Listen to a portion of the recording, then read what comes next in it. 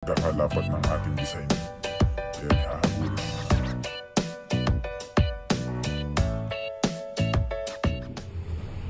Magandang araw mga kabungo. Meron lang tayong bagong kliyente. Kaya kailangan hintayin nyo.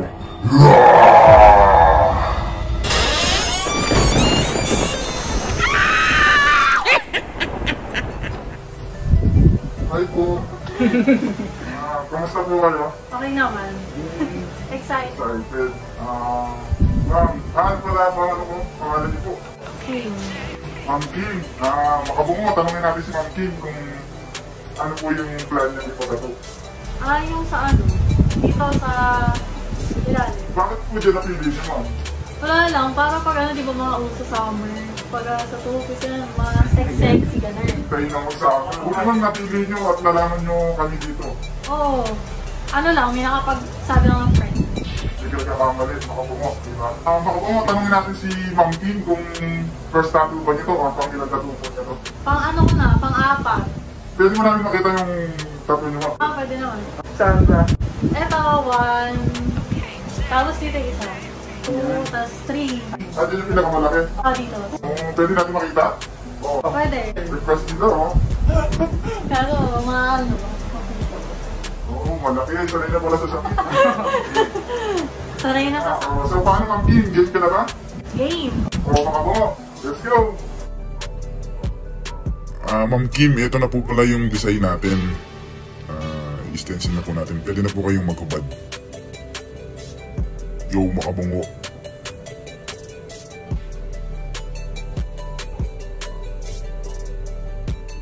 Ayan, sinisipat na po natin para mailagay po natin ng ayos.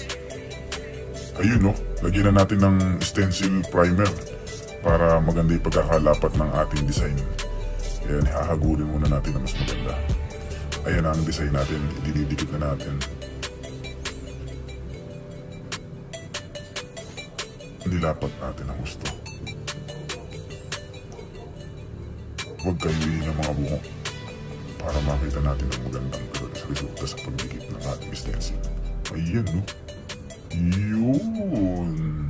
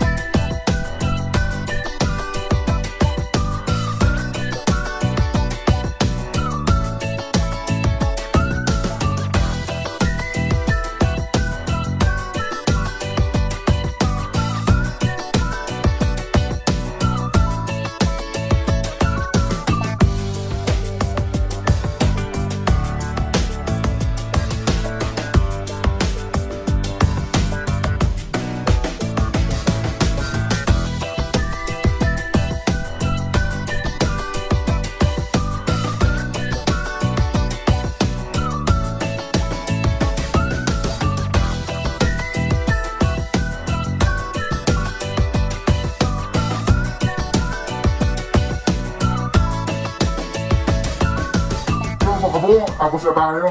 Ito na ang resulta. Tapos na lang. Ganda. Parang ano, Doon, siya yung si Miss Kim. Yung, pasalamat tayo at nagustuhan niya. O, paano makabungo? Bye-bye! Hi guys, please like and subscribe the Makabungo channel. Thank you!